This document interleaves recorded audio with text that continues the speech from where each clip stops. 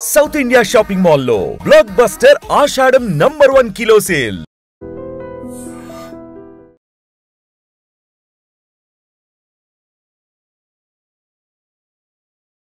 వీళ్ళంతా engineering students చక్కగా చదువుకోవాల్సింది పోయి బైక్ దొంగతనాలకు అలవాటు పడ్డారు.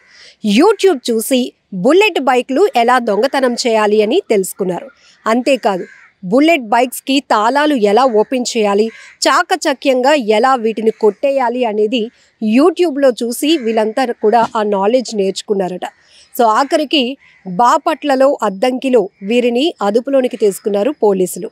ఒంగోలులో 6 విద్యార్థులు, కందుకూరులో ఒకరు బీటెక్ చదువుతున్నట్లు తెలుస్తోంది. అయితే ఈ 7 గురించి విన్నటువంటి పోలీసులు కూడా కంగుతున్నారు. జల్సాలకు అలవాటు పడి అడ్డంగా అక్రమంగా డబ్బు సంపాదించాలనే ఒక కాన్సెప్ట్. సో 7 కూడా తోడయ్యారు, ఒక టీమ్గా ఫామ్ అయ్యారు. యూట్యూబ్ అనేటప్పటికీ మనకి ఎంత మంచి నేర్పుతుందో అంతే చెడు కూడా. దాన్ని మనం ఎలా తీసుకుంటామో అదే మనకి తిరిగి ఇస్తుంది అన్నట్టు యూట్యూబ్ వల్ల చాలామంది నాలెడ్జ్ నేర్చుకుంటున్నారు. ఈవెన్ ట్యూషన్స్కి వెళ్లకుండా వాళ్ళు యూట్యూబ్ నుంచే క్లాసెస్ విని ర్యాంకర్లు అయిన వాళ్ళని కూడా మనం చూస్తూ ఉంటాం. అలాంటి వారి ఇంటర్వ్యూలు కూడా మీకు చూపిస్తూ ఉంటాం. బట్ వీళ్ళు మాత్రం యూట్యూబ్ని ఎలా వాడుకుంటున్నారంటే అప్పనంగా డబ్బు సంపాదించాలి, బైక్లు అడ్డంగా కొట్టేయాలనే కాన్సెప్ట్తో యూట్యూబ్లో వాళ్ళు సెర్చ్ చేసి బుల్లెట్ బైక్స్ని ఎలా దొంగతనం చేయాలి, వాటి లాక్ ఎలా ఓపెన్ చేయాలి, ఎలా చాకచక్యంగా కొట్టేయాలి అనేది వాళ్ళు తీసుకున్నటువంటి నాలెడ్జ్. సో ఇది పోలీసులు విన్న తర్వాత కూడా కంగు తిన్నారు.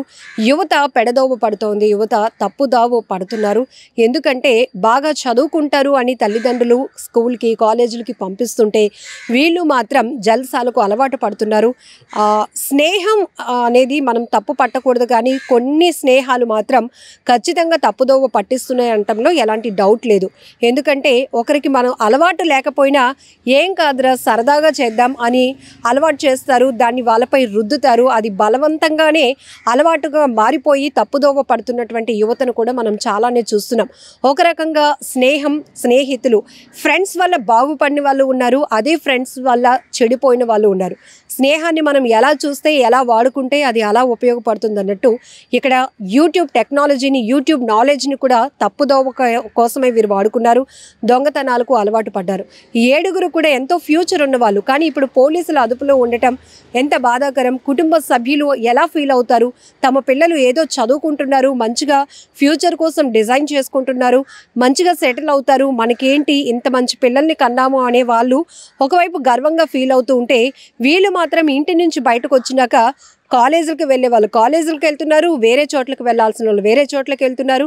బట్ ఇలా పోలీసులకు చిక్కిన తర్వాత మీ పరువుతో పాటు కుటుంబ సభ్యులు కూడా రోడ్డు పాలు అవుతారన్న విషయం గమనిస్తున్నారా? అసలు యువత ఎక్కువ శాతం ఈ గాంజాకు అలవాటు పడడం, డ్రగ్స్కి అలవాటు పడటం, చెడు అలవాట్లు, చెడు వ్యసనాలకు, అసాంఘిక కార్యకలాపాల్లో టీముల్లో వాళ్ళు కూడా సభ్యులుగా ఉండటం, లేకపోతే తక్కువ అంటే మనం చేసే పని చిన్నదే అయినా ఎక్కువ మొత్తంలో మనకు డబ్బు వస్తుంది అని చెప్పేసి ఈ గాంజా సరఫరా చేయడానికి చాలామంది బీటెక్ స్టూడెంట్స్ ముందుకు రావటం, ఇవన్నీ మనం చాలా వరకు చూస్తున్నాం. మనం కాలేజ్ పేర్లు, యూనివర్సిటీల పేర్లు అయితే పైకి తీసుకురాకూడదు, కానీ ఎందుకంటే వాటికున్న రెప్యుటేషన్ కూడా అలాగే ఉంది. కొంతమంది యువత వల్ల, కొంతమంది స్టూడెంట్స్ వల్ల వాటికి ఉన్న పేరు కూడా చెడిపోతుంది. సో ఈ క్రమంలోనే మీ అందరికీ తెలుసు బాగా కొన్ని కాలేజీలకి పేరు చెప్పి వీళ్ళు వెళ్తూ కొంతమంది స్టూడెంట్స్ చేస్తున్న వ్యవహారాలు చాలా దారుణంగా ఉంటున్నాయి. ఈవెన్ పోలీసులు కూడా ఎప్పటికప్పుడు స్కూల్స్కి, కాలేజెస్కి వెళ్ళి మీ ఫ్యూచర్ చాలా ఉంది, మీపై చాలా బాధ్యతలు ఉన్నాయి, ఇదే రైట్ ఏజ్, మీరు ఎలాంటి వేలోనికి వెళ్తారో మిమ్మల్ని డిసైడ్ చేసేది, మీ ఫ్యూచర్ని డిసైడ్ చేసేది కూడా ఇదే రైట్ ఏజ్. సో ఈ టీనేజ్లో మీరు ఎలాంటి నిర్ణయాలు తీసుకుంటారు అనేది మీకు ఎడ్యుకేట్ చేస్తున్నాం. ఇక్కడ ఫ్యామిలీ కౌన్సిల్స్ కావచ్చు, లేకపోతే చాలామంది సైకాలజిస్టులు, పోలీస్ ఆఫీసర్స్, చాలామంది ఉమెన్ పోలీస్ ఆఫీసర్స్ కూడా కాలేజీలకి, స్కూల్కి వెళ్ళి వాళ్ళకి మంచి కౌన్సిలింగ్ ఇచ్చే ప్రయత్నాలు చేస్తున్నారు. ఎందుకంటే ఎక్కడెక్కడో తిరుగుతున్న వీళ్ళందరికీ కూర్చోబెట్టి క్లాసులు చెప్పే అంత పరిస్థితి ఉండదు కాబట్టి నేరుగా కాలేజీలకు వెళ్ళే కౌన్సిలింగ్లు ఇస్తున్న పరిస్థితి కూడా ఉంది. అనవసరంగా మీరు అక్రమ కార్యకలాపాల్లో కనుక మీరు భాగస్వాములు అయితే తర్వాత మీ ఫ్యూచర్ డ్యామేజ్ అవుతుంది, మీపై కేసులు బనాయించడం జరుగుతుంది, జైలుకి వెళ్తారు, కుటుంబ పరువులు పోతాయి, మీ వల్ల తల్లిదండ్రులు కూడా ప్రాణాలు తీసుకునే పరిస్థితి వస్తుంది. ఇంత క్లియర్గా వాళ్ళకి కౌన్సిలింగ్లు ఇస్తున్నా కూడా చాలామంది చాలా కేర్లెస్గా తీసుకుంటున్నారు ఈ మాటల్ని. కొంతమంది రాంగ్ వేలోనికి వెళ్తూ ఇలా పోలీసుల కస్టడీకి వెళ్లాల్సినటువంటి పరిస్థితి, కొంతమంది అయితే చాలా కఠినమైనటువంటి శిక్షలు కూడా అమలు అవుతున్నాయి. ఏమైపోతుంది, అనవసరమైన అలవాట్లకు పోతున్నారు, అనవసరమైనటువంటి జల్సాలకు పోతున్నారు, అడ్డంగా డబ్బు సంపాదించాలి అనుకోవటం చాలా దుర్మార్గమైన ఆలోచన. ఇది ఏ ఏజ్ గ్రూప్ అయినా కావచ్చు. ముఖ్యంగా ఇందులో ఇప్పుడు ఈ బుల్లెట్ బైక్స్ దొంగతనం చేసిన కేసులో మొత్తం ఎన్ని చేశారనుకున్నారు?